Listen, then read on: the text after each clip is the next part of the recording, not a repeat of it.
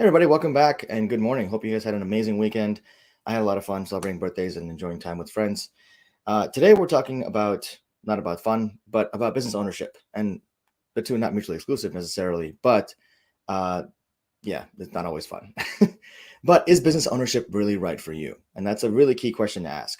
During the pandemic in the last couple of years, there's been an explosion of ads that I've seen personally, whether it's looking for like online coaching schools for like 6-week programs will make you a certified coach, which is frankly bullshit. Also, like all these folks advertising, anyone can be a business owner, anyone can be a business owner, anyone can start their own business and run their own business themselves. And no, sorry, it's not true. I'm here to burst that bubble because it will ultimately save you money and time and energy. And one of those things is more important than the other two. That would be time, because you cannot get time back, right? So a couple of things of why business ownership may or may not be right for you. Here's some things to consider. One, business ownership is a commitment to that business, right? Now, I'm not talking about side gigs, right? Side gigs you can do as a freelancer, as a kind of do your own thing, and you don't really have to have a whole lot in terms of infrastructure involved in yourself, right? You have a full-time job, and this is what a side gig is. Let me back up for a second. So when you have a full-time job and you're doing stuff on the side in the same skill set or another skill set that you have that allows you to get some extra income coming in.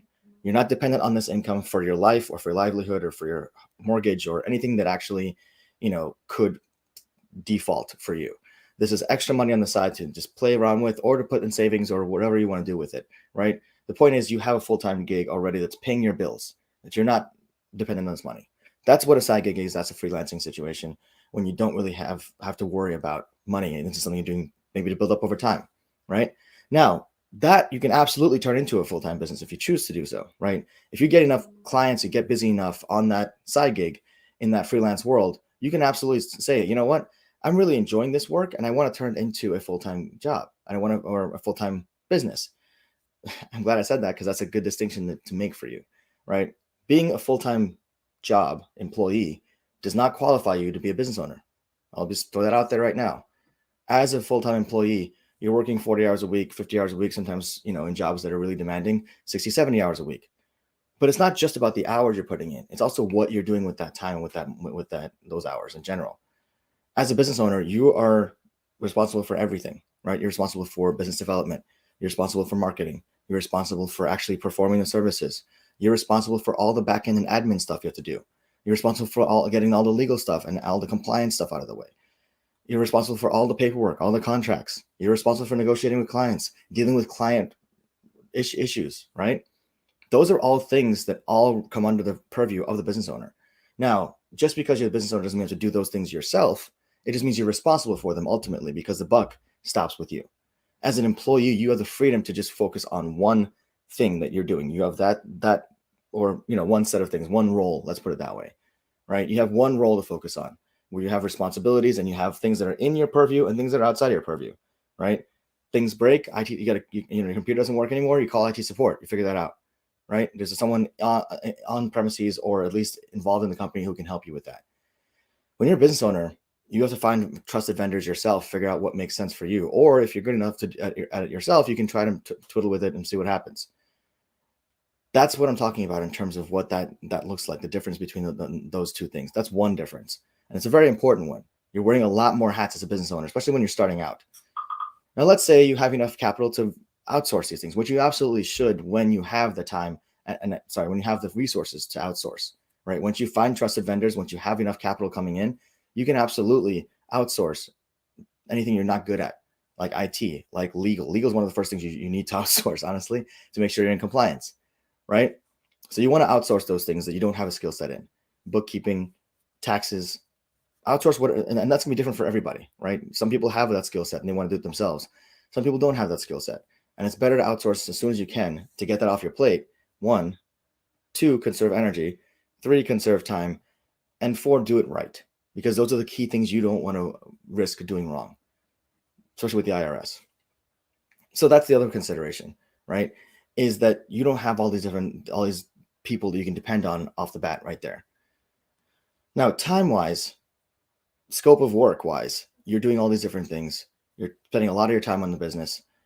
you think that, as an employee, I did all these things, but you have to consider that as an employee, your most important thing was your output of your work and the time you put into it, right? So you're spending 40 hours, like, okay, well, I'm leaving at 5, or I'm leaving at 5:30. Maybe I'll stay an extra hour to get this done, and then I'm out. As a business owner, you're accountable to that business 24 hours a day. You don't have to necessarily respond to client emails 24 hours a day, but you're accountable to the business 24 hours a day. So if you find out that there's an issue with a client, or there's an issue with one of your systems at midnight one night, you may have to deal with that at that time. You can't just be like, oh, so I'll just punt it off and deal with it in the morning. It can be a real commitment to that time, to that situation. If you have employees, now you have people relying on you for their livelihood, and you have to understand that you have to also trust them to do their work. One of the biggest struggles that business owners run into when they are subject matter experts, for example, IT consultants who become business owners and start an IT business and have all these folks working for them, or lawyers who do the same, who do something similar, or anyone in any kind of one of those trades where it's not traditional trades, but a trade where it requires some skill or some knowledge set to operate that business or to do the actual work.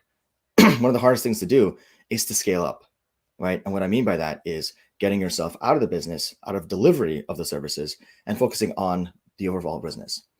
As a business owner, you want to do that as soon as possible. And maybe not 100%, but eventually 100%, because then you can actually focus on growing the business to the point you want to grow it on. So you want to bring other folks on who know how to do the work you once did, right? And you want to free up as much of your time so you can focus on what you want to focus on. Maybe you want to build the business in such a way that you hire a CEO to manage the business and you continue delivery, or you continue overseeing delivery directly.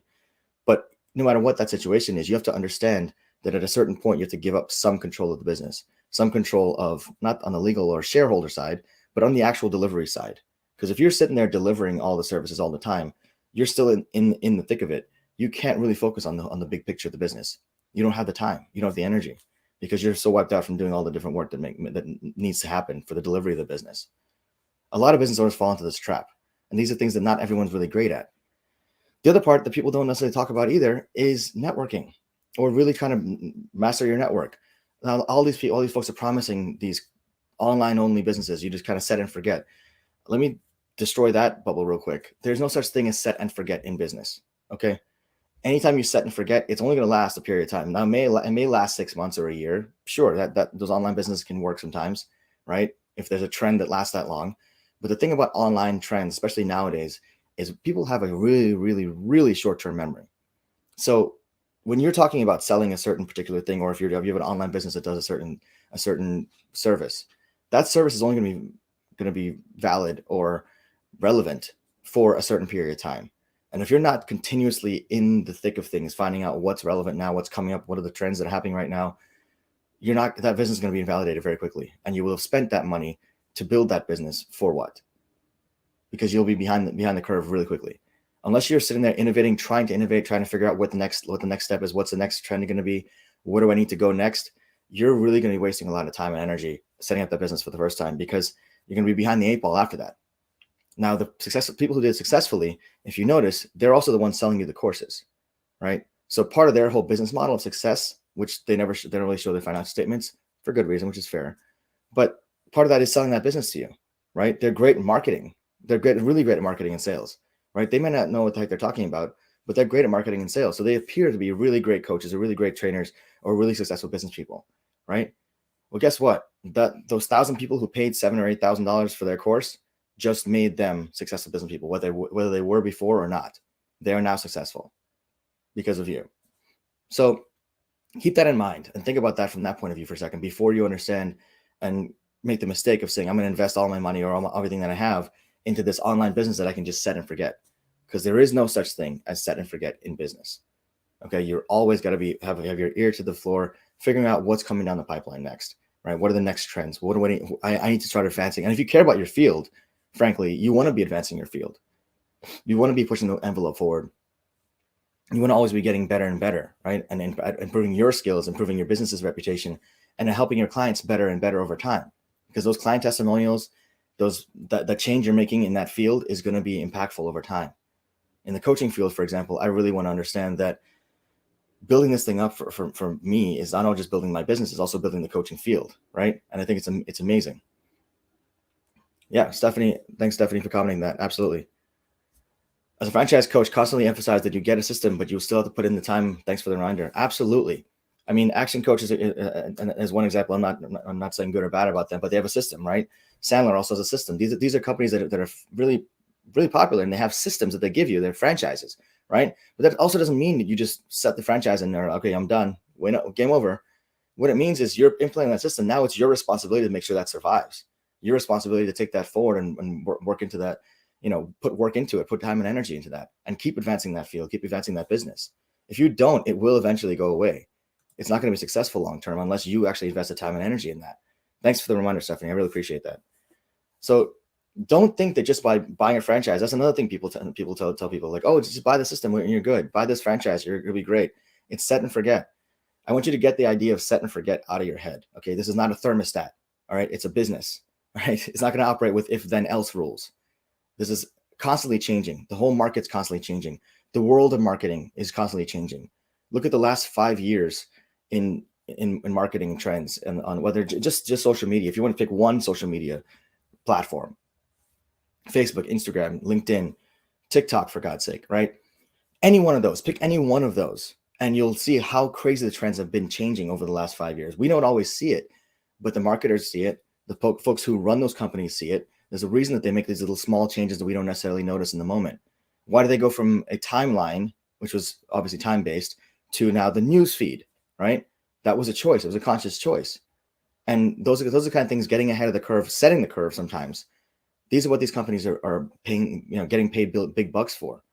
Google, Facebook, all these, Meta, all these other companies, they're data companies, right? They're constantly data mining. That's why they're getting in so much trouble, because they're constantly data mining. But what are they doing with that data? They're using that data to keep pushing the field forward. They're not billion-dollar companies by mistake. Okay, it's not luck. They put in all the time and energy and all the effort into using the data and using the feedback to keep iterating, keep building. So while you're setting and forgetting, they're constantly innovating. So as a business owner, you have to be ready to do that and really put energy in to do that. Now, does that sound like fun to anyone? It sounds fun to me, actually, because I enjoy this kind of stuff. But it's not going to sound fun to everybody. It's going to sound fun to maybe 10, 15% of the population. The other, 85%, 90% of people are just doing it for money, because they want to have more financial stability. And there's nothing wrong with needing more money or wanting more money. There's nothing wrong with wanting financial stability or to create generational wealth. That's a natural thing, right? It's a natural feeling. And unfortunately, these companies and these businesses online are preying on that fear, preying on that desire, and it's dangerous. So just be careful, make educated choices, understand for yourself that there's a huge mindset shift between being a business owner and being an employee, right? I barely scratched the surface here, but I don't want to make this video too long. There's a giant mindset shift at the end of the day, right? And being accountable at the core of it and being responsible for everything. The entire business is now your responsibility. That's the biggest piece of it. No matter how small or how big you choose to make that business, that entire thing is now your responsibility. And that also now becomes your livelihood. So keep that in mind. And maybe a side gig is right for you. And that's a better frame for some people to focus on. Maintain the full-time job, be stable, and then keep going with the side gig. Do what you like on the side, get paid for it, enjoy your life. Have vacations, have fun, whatever you want to do. But at least make sure you're stable on that side of things. What I don't want to see happen is folks losing their jobs, losing their houses, losing their cars, losing massive amounts of money and going to debt, trying to start businesses that are not successful because they're not in the right mindset, because they don't have the right tools, because they never took the time to understand that this is not for them, but they're jumping into something that doesn't make sense, right? If you measure a fish's value by its ability to climb a tree, it'll always fail. Unfortunately, these people are flipping that on this head and telling the fish that, hey, you can climb this tree. All you got to do is buy my course. And the fish don't know better. So be careful. Hope this was helpful for you guys. Please like and share if you think this is valuable with anyone else in the network. And leave a comment below. Business owners, please feel free to comment below. Let me know what your thoughts are. What was your experience like? Sharing your experiences might help some other folks to understand for themselves where their pitfalls might be, or maybe it might inspire them to do it themselves. They might be the people, the 10% or 15%, who could be great business owners. So thanks again, guys. Take care, stay safe, and have a great week.